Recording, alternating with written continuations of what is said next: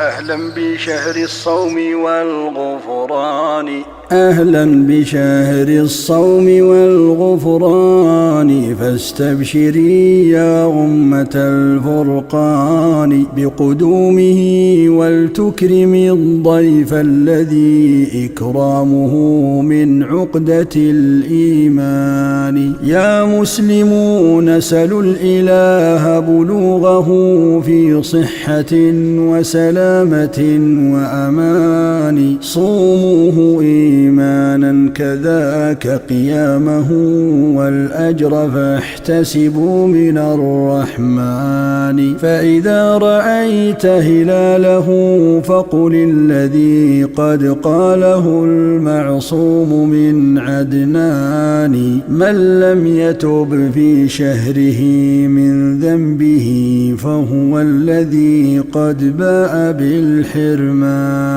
قد شمر العباد في شهر التقى بتهجد وتلاوة القرآن، وزيارة البيت العتيق لعمرة وتصدق ودعاء ذي الإحسان. وكذا اعتكاف القانتين بمسجد، فاسلك طريقتهم أخا العرفان.